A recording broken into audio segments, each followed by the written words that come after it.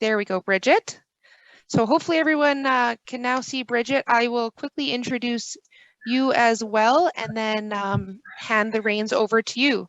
So again, I'm just going to read this directly off my sheet because you guys have such long bios. So Bridget Hennigar, the COO of CLHbid.com, has lifelong roots in agricultural community. She obtained her Bachelor of Commerce with distinction from the University of Alberta, followed by her Chartered Accountant designation. She has chaired many community organizations and received various awards for her leadership contributions, including the Fellow of Chartered Accountants. As a Chartered Accountant professional, she has worked extensively with farmers and ranchers, effectively structuring their businesses and assisting them in managing and planning their business. She has worked with the owners and the lenders in the process of acquiring capital and has provided advice upon the exit of their business. In her current role, Bridget works with ag families who are in the process of making a change in the ownership of their farmland. This is a significant transition, and Bridget's experience and knowledge provide useful insights to farm families. So Bridget, I will give it over to you now. So hopefully you have access to share your slides there.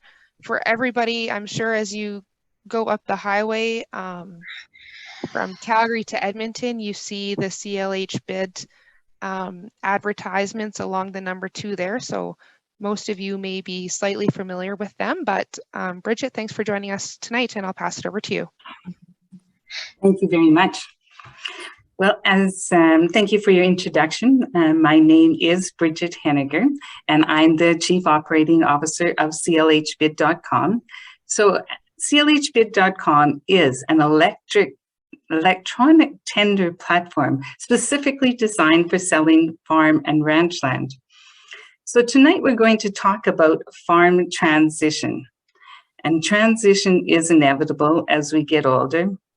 Notice I said older, not old. As we own farmland personally, or if we own it in a farm corporation, eventually there will be transition. And so it's important to think about that early in the process.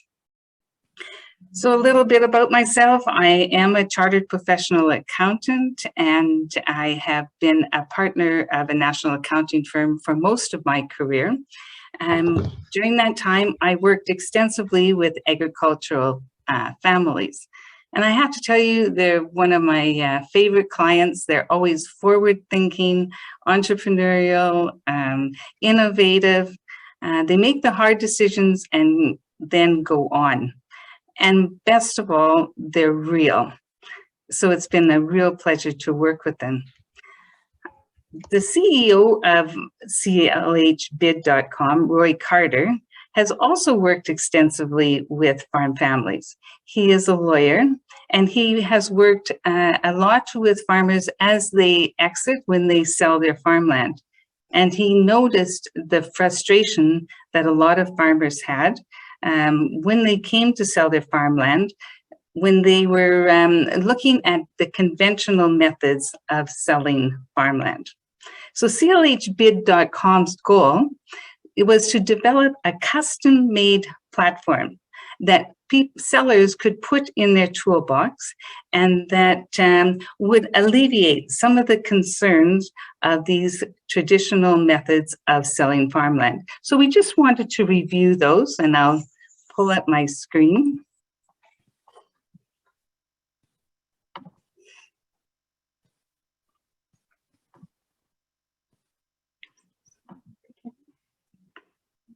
And I just want to move that over.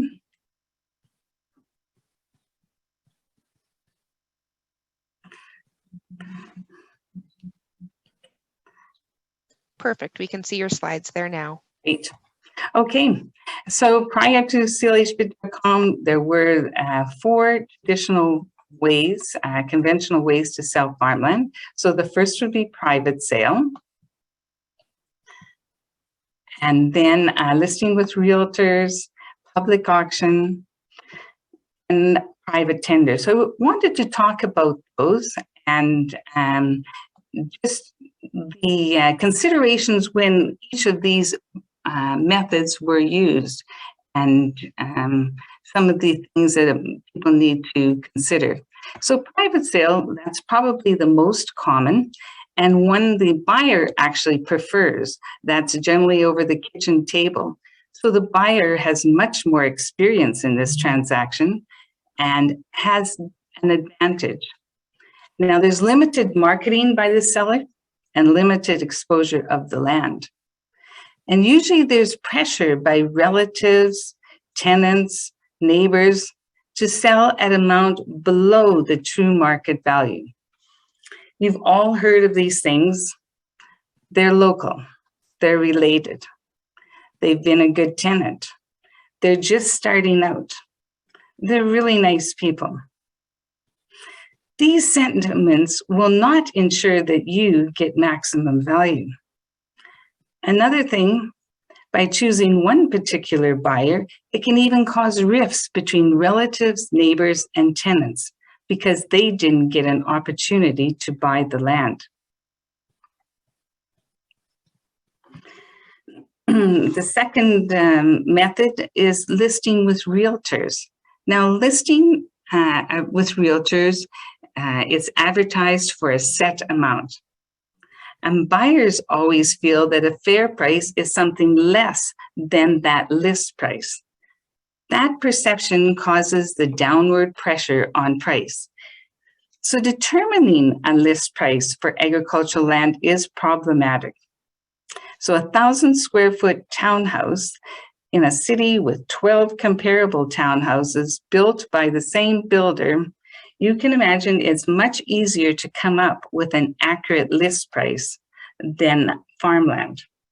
So besides physical attributes and agronomic factors, consideration of where it's located, assemblage, and market concentration all are very relevant factors. At best, the process of determining that list price is somewhat of a guess. Get it wrong, and it sits for years. If it's too low, then it'll be sold in the middle of the night. So one of the things with appraisals, as we talked about, it is a little bit different than your residential lot in town. Another drawback of a listing is that there's no set exit date, and therefore you can't plan ahead. Also, realtors tend to package land together. And in actuality, it may be better to break up the package into parcels to engage the most number of buyers.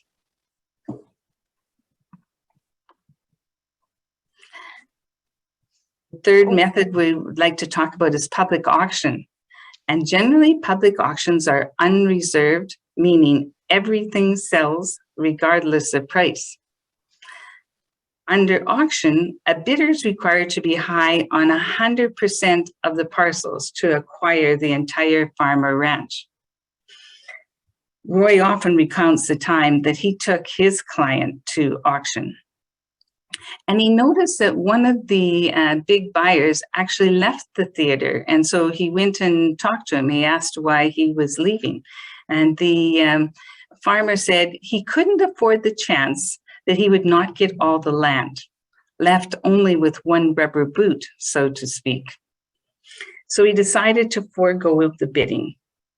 But he told Roy, if your client would sell me the package for the highest bids plus $1 million more, I'd buy the whole package.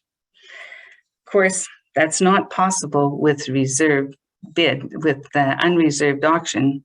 And the client, Roy went away thinking that the client left $1 million on the table that day. From that experience, Roy devised the en-bloc option, which is really a second round of bidding after the conclusion of the first round of bidding on all parcels. The benefit of the en-bloc is that a bidder can be outbid at the start, but still remain eligible to later buy the whole farm for a premium.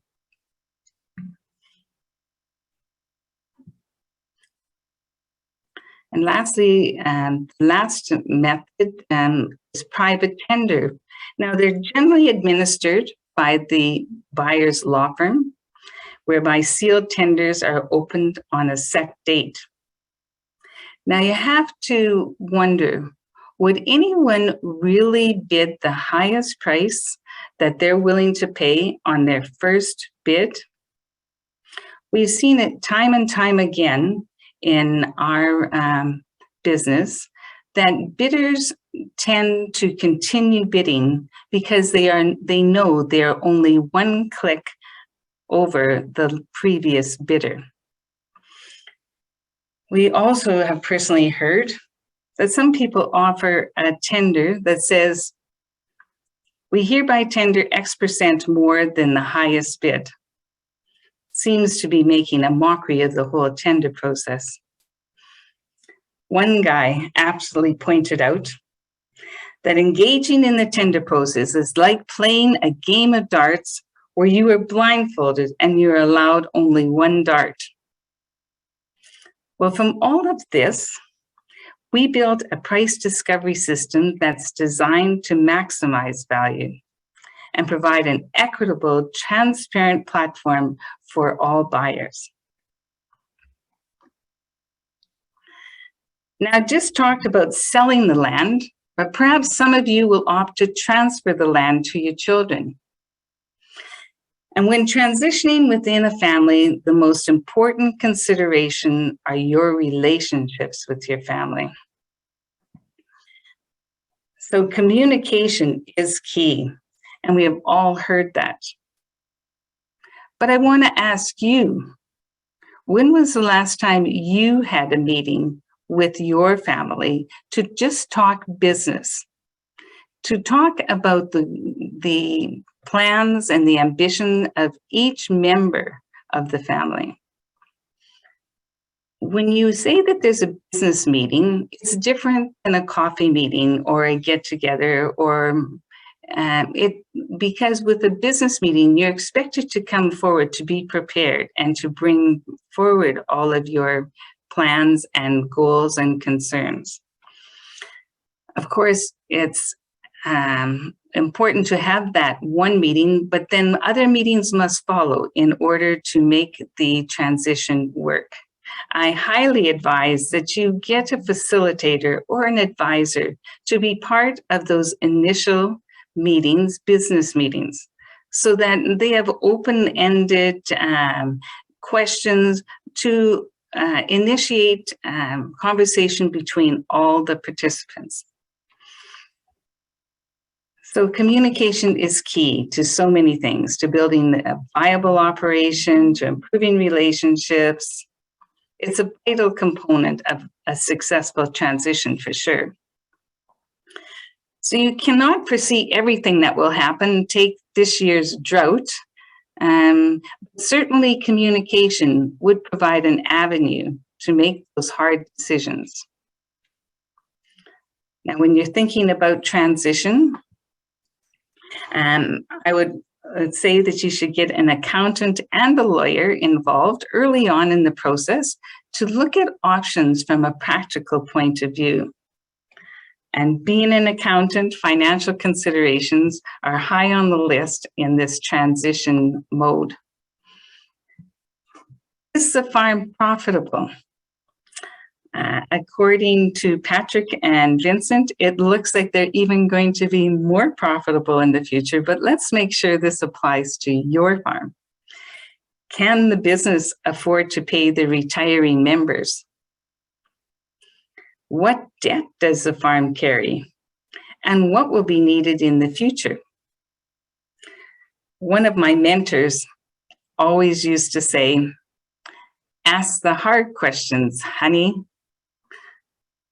I always would cringe when he said that, as it sounds so corny, but it really makes a lot of sense. So it's so important to ask the hard questions and share the answers with everyone.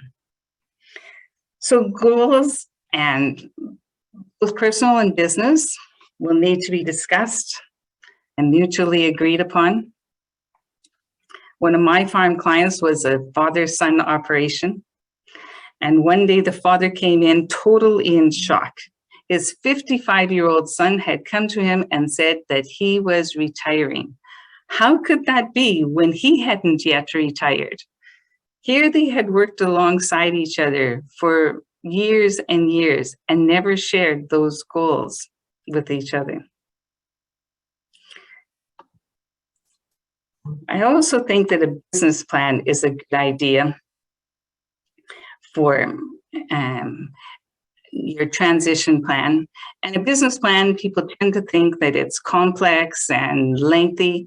It's not so much about the format. It's the process of getting it down in paper and preparing timelines so everyone has an idea. And again, those business plans can be updated. So here's another hard question, honey. What about the siblings? Most of us have heard that fair is not always equal. But what does that really mean? For each family, it will be different, but you need to make these considerations. Does it make sense to transfer farmland to non-farming siblings?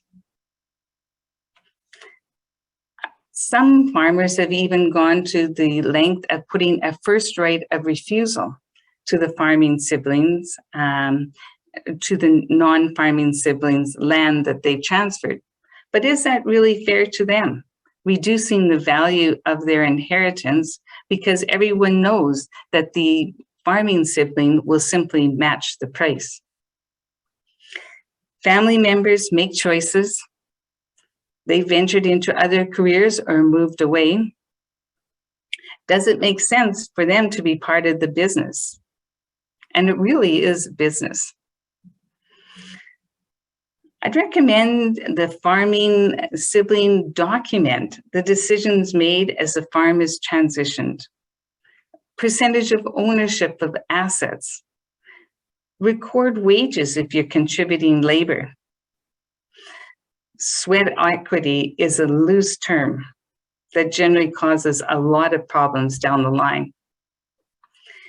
If gifting part of the farm to one child, consider non-farm assets to other kids. Life insurance may be used to satisfy some of the inequity. Maybe building a cash reserve for other siblings instead of buying more land and leave that growth to the younger generation. If a farm company, perhaps build a shareholder's loan that could be paid to the non-farming siblings. Some thoughts, and every situation is so unique. So there are many tax issues with the transition of the farmland to family. And now the tax provisions are generally very generous. So you can transfer land to children using intergenerational farmland transfer rules. And transferring farmland to your children can multiply the capital gains exemption available. However, there are hold rules so that the land cannot be sold immediately after transfer. It's important to determine whether it's intergenerational transfer or whether it's for capital gains exemption purposes. First of all, whether the land qualifies for these exemptions. So some of the considerations, the date of purchase. There is a lot of difference in definition of a qualifying farm property if you bought it before June of '87 or after June of '87. Who farmed the land? Were they actively engaged on a regular and continuous basis? You really should prepare a chronological report of all the land that you own because each parcel is looked at independently. What date did you purchase it? Was it your grandfather? Was it your father? Was it a farm corporation? And list all of those applicable dates. Take that to your tax advisor. Take it at year end when you go in to do your farm court. Take it when you get your tax return done. and review these rules to ensure that your farmland qualifies. It certainly helps in the planning process. We recently had a situation where the couple had some farmland. They were full-time farmers. They had farmland that was they had purchased. It was away from their normal land base, and then they decided to sell it. It was not eligible for capital gains exemption because they had rented it out the whole time that they had owned it.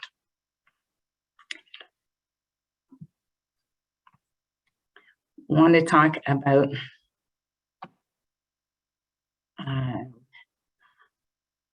estate freezes is another common.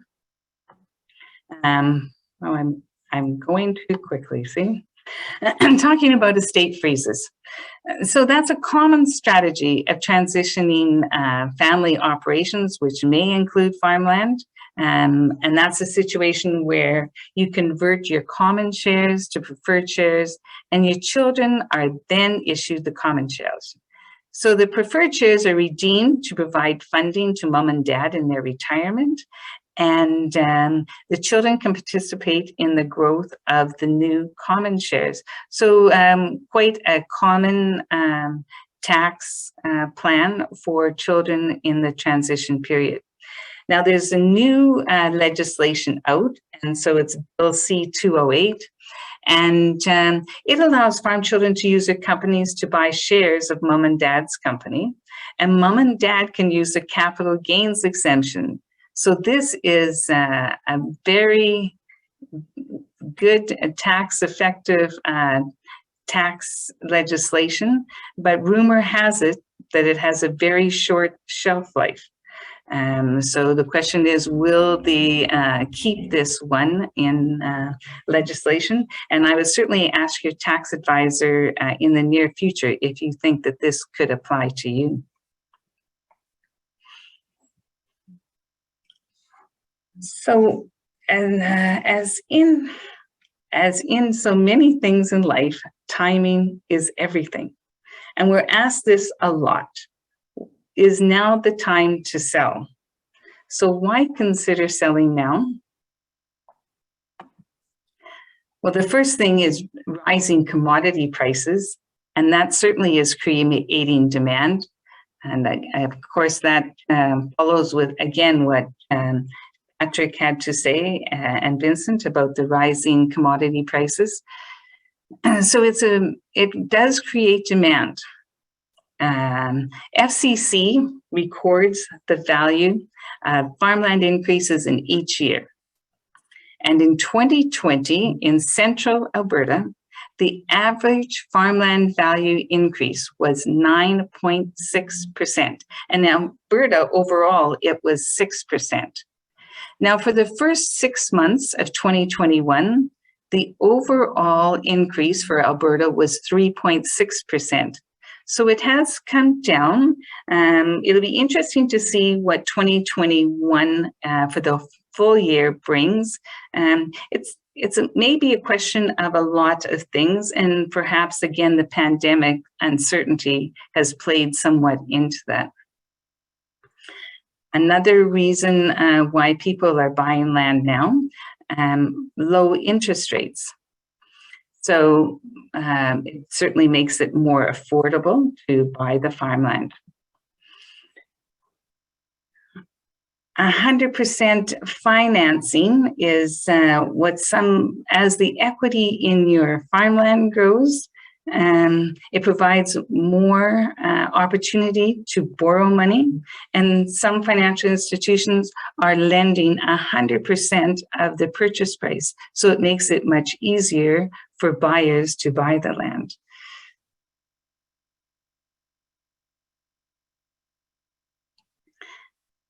There's demand from investors. Investors are looking for places to put their cash. Again, you saw Patrick and Vincent's slide that said that cash reserves are moving up. And so they're looking for a haven for this. The low interest rates isn't enticing for them to put their money, so they're looking for land. Some people feel that putting investments in land is inflation proofing their cash reserves, so they're looking to do that as well. Tax rules are there. There's a threat that tax rules will be changing. Will the intergenerational transfer change? The capital gains exemption change? More so, will the inclusion rate for capital gains change? Right now, it is at 50%. One man just recently said, you know, if land is at $5,000 an acre, it really only takes 1/4 of land to use up your capital gains exemption. And then you're looking at that inclusion rate. And it makes a big difference if it's 50% or 75% or maybe even 100%. Maybe need for cash in your retirement years. That's a reason to sell, to enjoy your retirement. Or there may be a need to settle the estate. And estates are interesting because they often mean multiple beneficiaries with differing attachment to the land and different ideas on the value of the land. So selling the land using a price discovery mechanism, no one can argue that the land did not sell for fair market value in the end. So it's an interesting thought. It's quite common to put land in a will for children, but you have to ask yourself, who is in the best position to monetize the farm? Is it the kids or is it you?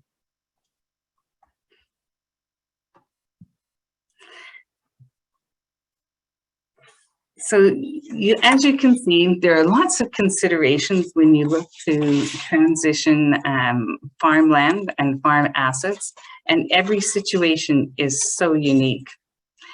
If you believe in family,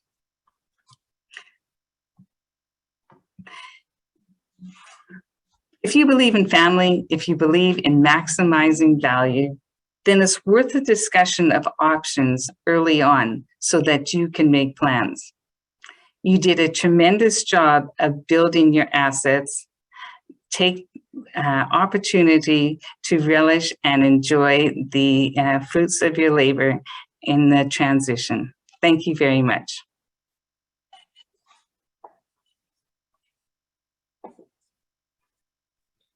Wonderful. Thank you very much, Bridget. And sorry, the cleaners are in here now, so if you hear a vacuum in the background, that would be why. But just on kind of what you ended on there, we always say when we're talking to our clients, invest in a round room, and really your farm is your investment. So leaving as many doors as you can open for yourself in the planning opportunity, and that really starts with starting as early as you can within your planning. So getting started as soon as possible. It's a process, so it doesn't happen overnight anyways, but communicating, as you mentioned, and starting to have those business conversations with whoever that may be in the successor role is important.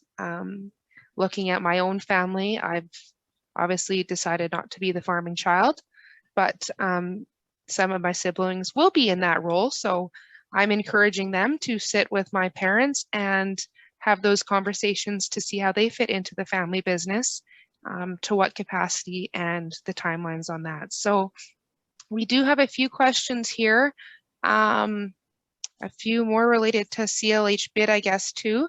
So CLHbid, did you notice an impact with COVID in terms of, I guess, kind of taking away from traditional real estate buying, selling to the online auction platform? It was quite a change with the pandemic, and we all learned to do Zoom. And I'm very impressed. Again, it speaks to the agricultural community and their innovativeness, but it's amazing how many felt comfortable doing that, having a lot of Zoom calls. And it's still I think that it definitely has had an effect. And as I say, I'm interested to see the final FCC farmland report numbers to see just how much was traded during this past year. Mm-hmm. Yeah, I think so too. And then are you seeing, I know, just talking to our own clients too, a lot of, siblings and children have now left the farm to pursue careers elsewhere. So there isn't necessarily a natural successor there. So are you seeing more of it just kind of going to the open market or neighbors versus transitioning down through the family lines? Yes, certainly we're seeing that the family farm, because it's getting so large, it's business. It's on a larger scale every single year. It becomes larger. And so you do see that there are less transfers to family members. I encourage you, Samantha, as well, and all, not only to have a meeting just with the business or with the family members who are going to take over the farm, but actually have a whole family meeting. It may be surprising to know what people are thinking. Perhaps you are, a teacher in Nova Scotia, but maybe you want to come back home and do something. So, I think it opens the floor. I can't say number one, communication. Number two would be do it early. Yeah, great. That's fabulous. We'll just get on with things here.